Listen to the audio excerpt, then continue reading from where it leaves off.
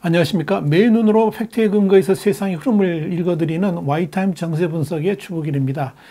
8월 24일은 한국과 중국이 수교한 지 딱 30주년이 되는 날입니다.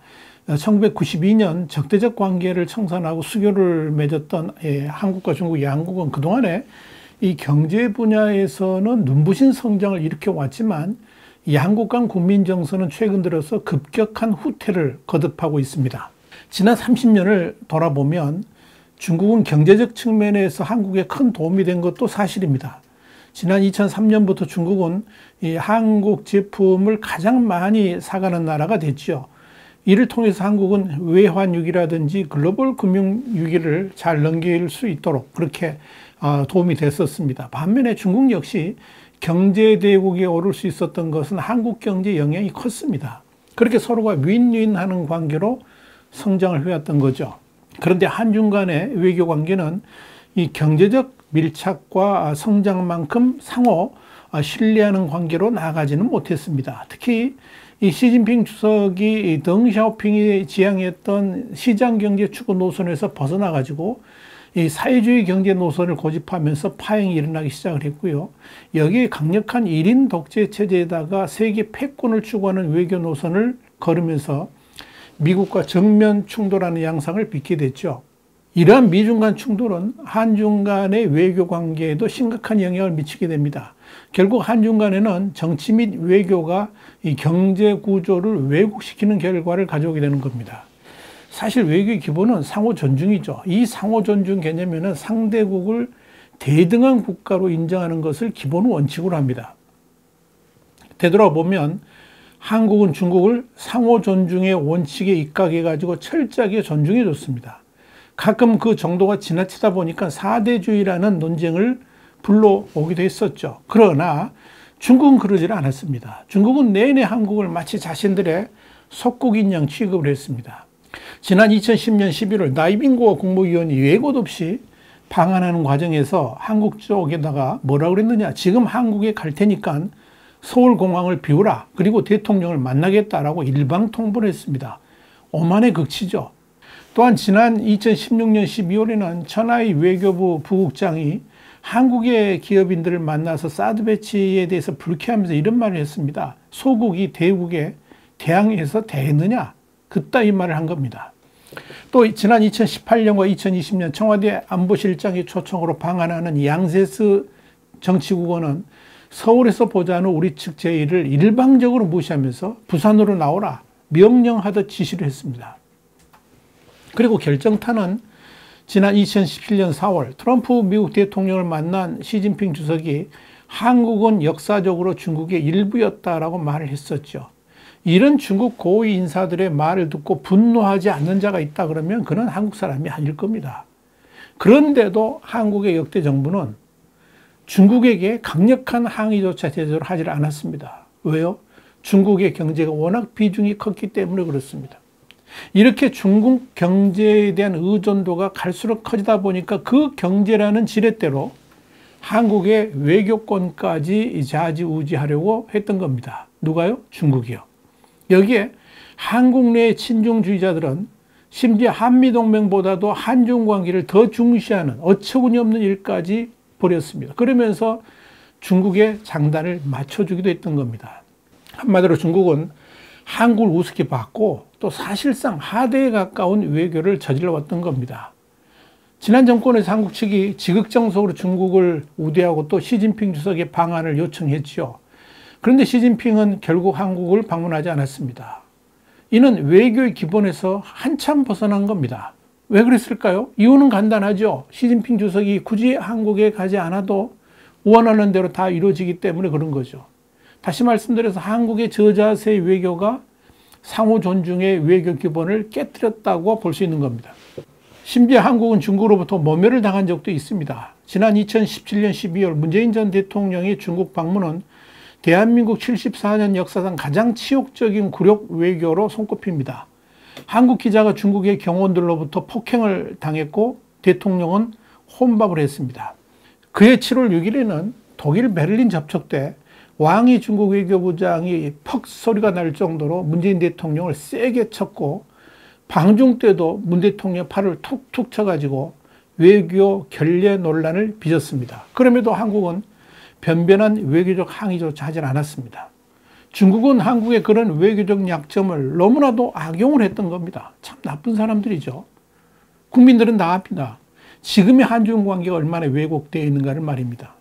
중국이 한국을 얼마나 무시하고 또 존중해 주지 않는지 다 알고 있다는 겁니다. 주중 한국 대사관이 얼마 전에 그런 말을 했죠. 지난 5년간 한국은 중국에 전혀 존중받지 못했다. 그렇게 털어놓은 바 있었는데 꼭 그런 말 하지 않아도 우리 국민들은 그렇게 오만하고도 불손한 중국의 실체를 다 파악하고 있다는 겁니다. 이 AI의 의뢰로 한국리서치가 지난 7월 21일부터 8월 8일까지 전국의 18살 이상의 성인 남녀 1028명을 상대로 조사한 결과에 의하면 응답자의 70.3%는 중국에 대해서 좋지 않은 인상을 가지고 있다고 답했습니다. 긍정적인 인상을 갖고 있는 비율은 11.8%에 불과했습니다. 이렇게 중국에 대한 부정적 인식은 날이 갈수록 고착화되어 가고 있습니다. 중국에 대해 부정적 인식을 가지게 된 계기도 응답자의 절반 이상이 사드 체계 때문에 이제 보복이 있었고 그런 중국의 강압적 외교 행태 때문에 그렇다. 이런 식으로 답을 했습니다. 이것이 지금의 한중 관계를 있는 그대로 보여주는 겁니다. 수교 30주년을 맞은 한중 관계 이젠 달라져야 됩니다. 아니 달라질 수밖에 없습니다. 그 원인은 중국이 먼저 제공했습니다. 사실 중국이 도광양회, 그러니까 조용히 실력을 기르면서 때를 기다린다. 이게 도광양회인데 이런 도광양회를 말하던 시기에는 한중 간에 협력할 사안이 참 많았습니다. 당연히 상호 존중 외교도 가능했습니다. 그러나 시진핑 주석 시기 이후에 중국은 분발유의, 그러니까 떨쳐 일어나 할 말은 하겠다, 할 일은 하겠다. 이게 이제 분발유의인데요. 이걸 외치고 있죠. 이건 오직 중국의 이익을 위해서 거침없이 나아가겠다는 선언이어서 한중 관계는 당연히 왜곡될 수밖에 없습니다. 특히 민족주의를 발판으로 강하게 밀어붙이는 중국에 한국이 유약하게 대응한다면 외교의 균형은 심각하게 손상될 겁니다. 지난 5년간의 한중 관계가 이를 극명하게 보여줍니다. 이건 한국도 이젠 중국을 대하는 외교의 프레임이 변해야 된다는 것을 말하는 겁니다. 다시 말씀드려서 과거 1992년의 수교 초심은 이거 중국이 이미 버린 겁니다.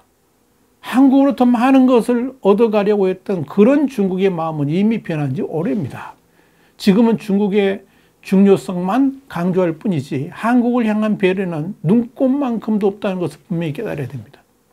그렇다면 어떻게 해야 될까요? 가장 기본은 중국에 당당해져야 된다는 겁니다. 중국의 심기를 거스를 일이라면 아예 회피하는 그런 소극적 외교로는 계속 중국에 휘둘리게 됩니다. 우리 외교는 대한민국의 국익이 다림줄이 돼야 됩니다. 동시에 상호주의 원칙을 철저히 지켜나가야 됩니다. 최근 들어서 가장 우려되는 것 중에 하나가 중국이 야금야금 우리의 서해를 중국에 내해화하고 있다는 점입니다. 한마디로 중국의 해양 팽창 정책이 남중국해를 넘어서서 이젠 한반도 서해까지 뻗치고 있다는 거죠. 그러면서 중국은 우리가 수용할 수 없는 서해 영유권을 주장하고 있습니다. 중국은 공공연하게 대한민국 해군 함정이 절대로 서해에서 동경 124도 서쪽으로 넘어와서 작전해서는 안 된다라고 요구를 합니다. 중국이 이런 주장을 폐기하지 아니하면 중국과 정면 충돌은 불가피합니다. 그런데 한국은 그동안에 중국의 그런 침탈 야욕에도 그저 입을 꾹 다물고 있었습니다. 자, 이런 것부터 달라져야 됩니다. 한국 해군이 당당하게 서해의 동경 124도를 넘어서 작전해야 됩니다. 또 중국이 무리한 요구에 분명하게 우리의 주장을 말할 수 있어야 됩니다. 우리가 침묵하면 중국은 아예 결정된 사실로 인식을 하고 동경 124도 서쪽을 중국의 내해로 삼아버릴 겁니다. 결국 당하지 않으려면 우리가 당당해져야 된다 하는 그런 이야기입니다. 또 하나, 사드 보복 문제만 해도 그렇습니다. 사드 문제는 시진핑 주석이 3번씩이나 강력하게 상무위원회에 질책한 사항이기 때문에 사드를 철수하지 않는 한 결코 한한령이라든지 금한령이 근본적으로 해제되지는 않습니다. 그렇다면 해결 방안은 간단합니다. 아예 우리가 사드를 철수하면서 한미동맹을 깰 요량이 아니라면 우리는 그런 중국의 보복을 넘어설 무기를 찾아내야 됩니다. 지금 가지고 있습니다. 호주가 어떻게 중국의 무역 보복을 이겨냈는가를 살펴보면 거기서 해답을 찾을 수가 있습니다. 지난해 6월 10일 중국 외교부는 한중 간의 외교장관 회담 이후에 비공개로 하기란 내용을 언급하면서 한국 정부를 압박했던 적이 있습니다. 그런데 묘하게도 중국 외교부가 밝힌 바 있는 그 내용 속에 한국이 앞으로 중국을 어떻게 상대해야 되는지 답이 들어 있습니다. 왕이가 했던 말을 그대로 왕에게 돌려주면 됩니다. 다시 말씀드려서 왕이 외교부장은 당시 미국의 중국 견제 구상인 아시아 태평양 전략을 맹비난하면서 정영 장관에게 뭐라 그랬느냐. 미국의 편향된 장단에 휩쓸려서는 안 된다. 옳고 그름을 파악해 올바른 입장을 견지하라. 이렇게 훈계조의 발언을 쏟아냈습니다. 한마디로 기가 막힐 노릇입니다. 국가 대 국가의 외교장관 회담에서 그런 말이 나왔다는 것은 상상할 수가 없는 겁니다. 소국은 대국을 따라야 한다는 중화사상 그리고 대국주의가 그대로 드러나는 대목입니다. 그만큼 중국이 한국을 우습게 봤다는 거죠. 그런데요. 왕이가 했던 그 말을 이제 중국에게 고스란히 우리가 되돌려줄 때가 됐습니다. 또 그래야 됩니다. 어떻게 해요? 대한민국은 중국에게 편향된 중화사상과 대국주의의 장단에 더 이상 휩쓸려서는 안 된다. 또 휩쓸리지 않겠다. 앞으로는 오직 국위의 입장에서 옳고 그름을 파악해서 올바른 입장을 견지할 것이다. 여러분, 이것이 한중수교 30년을 맞으면서 우리가 다져야 될 외교 자세다. 이렇게 정리하고 싶습니다. 와이타임 정세 분석이었습니다. 다음 시간 더 핫한 이슈로 여러분을 찾아뵙겠습니다. 감사합니다.